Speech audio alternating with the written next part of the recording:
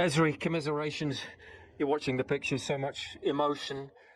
Is it pride? Is it regret? What is it? No, look, very proud of the boys with what we've done tonight.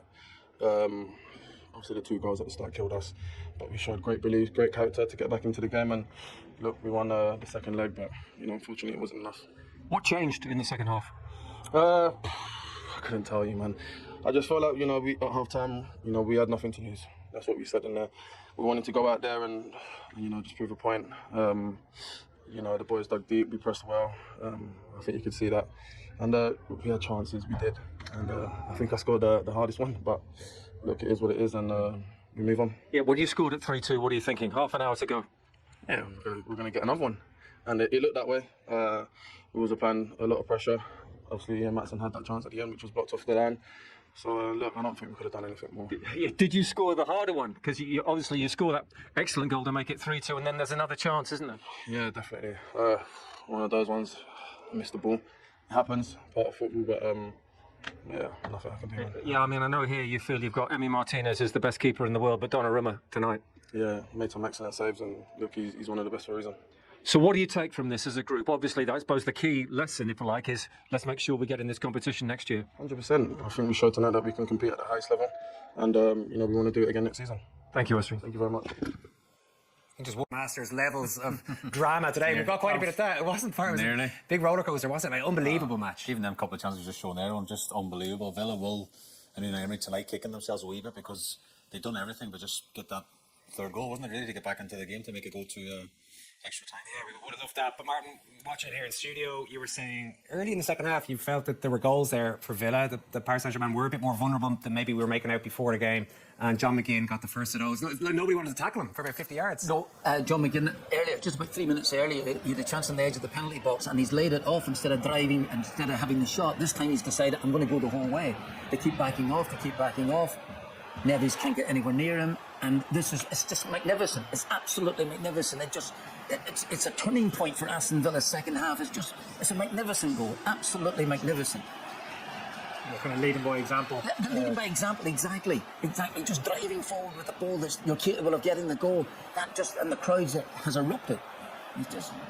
You're back in the game, as he well knows. It's a fantastic second half by Villa. Really fantastic. You look at the chances, the great saves that the goalkeeper's made, Donnarumma. Yeah. He's made 2 unbelievable saves. The one from Rashford is sensational, but it was really great stuff. It was early in the second half as well. That goal goes in, then the third goal goes in, which got them to back within 1 on aggregate by Ezri Konsa, still before the hour mark is passed. Oh, this is brilliant play from Marcus Rashford. You have to give credit where credit's due.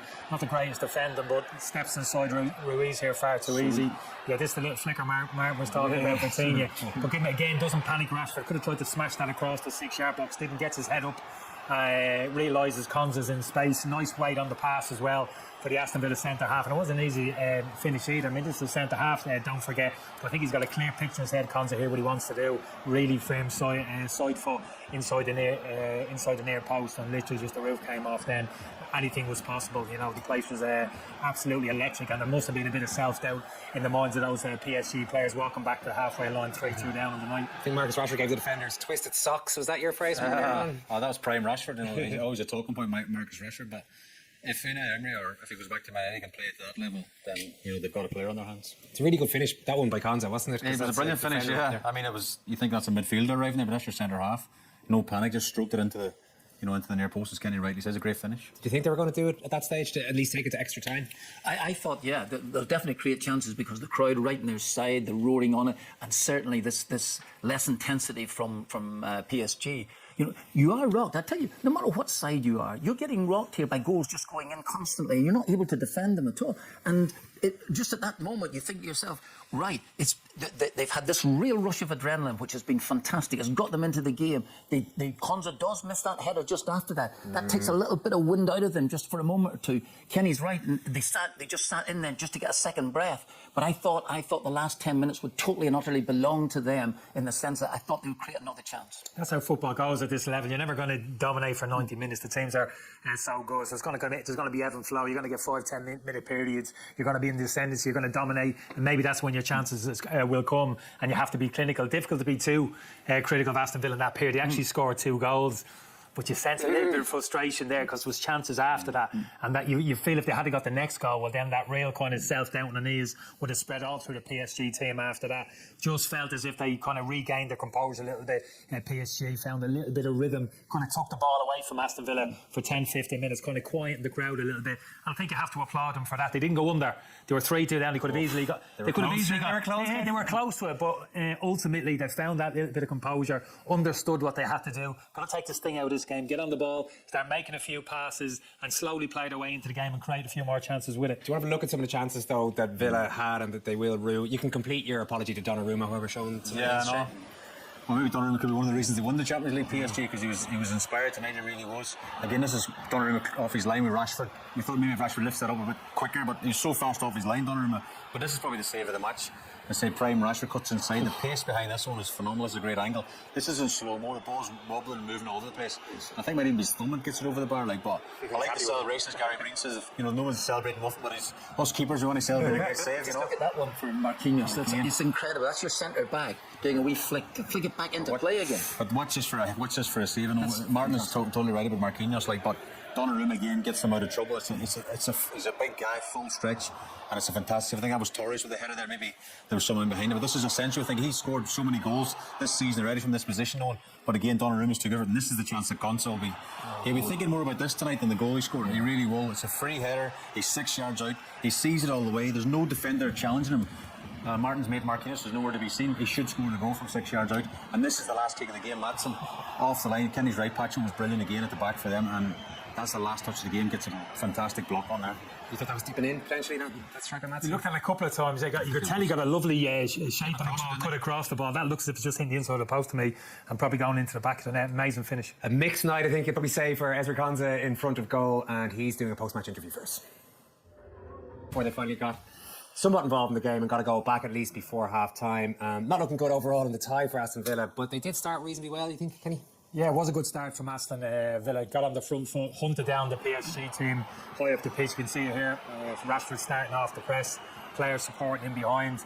John McGinn here doing what he does best, winning back possession, and Aston Villa having an opportunity to build up some sustained attacks from the PSG half of the pitch. Tielemans gets a lovely flick on here from the corner. It's actually really good defended from Neves. Some of the best moments have involved like Rodgers coming off the right hand side here. Link up play between here and Tielemans. Had the support touch from Rashford. I think he needs to keep it on his right side there and maybe get a shot off. Didn't do it. So a couple of half chances, not clinic enough. The start was what they would have wanted, but unfortunately shot themselves in the foot. Yeah, you heard me say it wasn't like a goal was coming necessarily, but they did certainly start well until PSG hit them twice.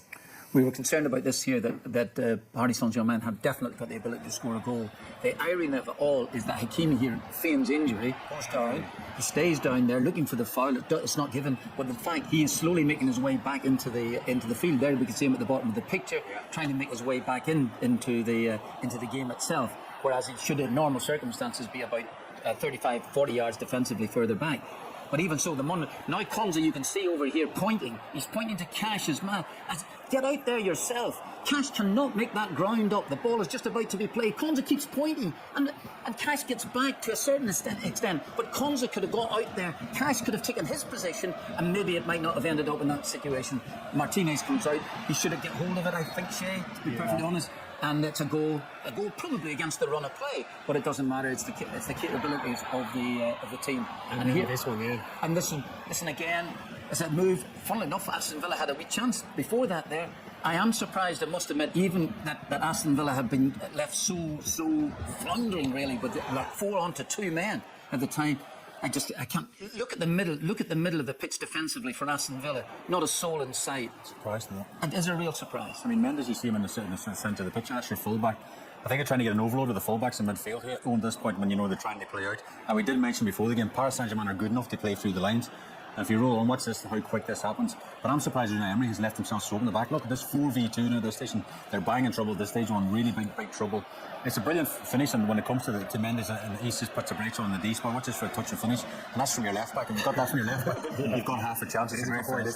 Yeah, but it's the classic risk and reward. Villa committing players high up the pitch, taking an element of risk. Onana pinches it on the 6-yard box. you know, he could be sorts his feet. He was getting a shot on goal there, he's scoring, and we're praising Villa for getting on the front foot, that bold approach. They turn over the ball in a millisecond. 3 or 4 passes later, it's a 4v2 situation, and they've taken advantage of it. So, yeah, they're the fine margins. Even as we're watching the situation, we weren't sure that they were taking the right options, but they had so many because they had a 4 and 2 and they finished it in the end. Villa gave themselves a glimmer of hope anyway.